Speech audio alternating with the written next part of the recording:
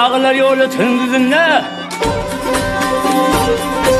Ay dağlar yolu tündüzünde Menin sonu boylum sallanıp geçti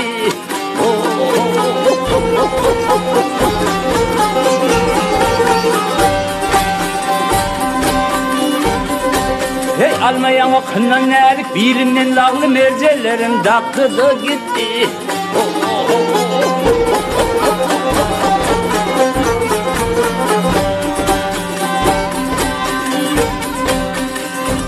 Hep hoş bilir kub yarışır desinler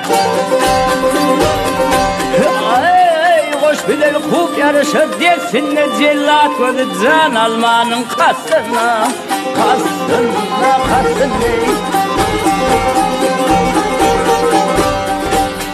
Akmaralım akmayanın üstünde El hepis üstünde Bir kedi başın çekti de gitti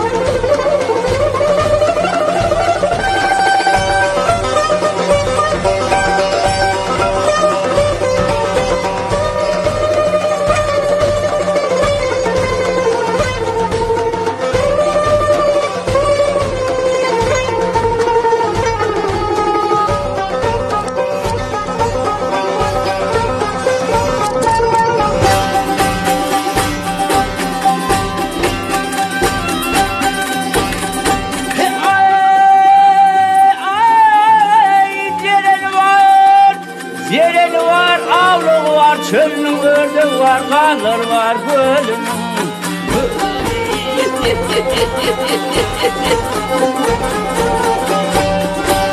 Alıvıllay, abba kızım ararım, el hepis mararım.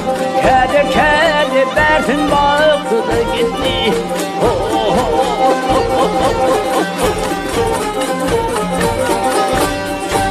El hepis ne deyin, ey ne deyin.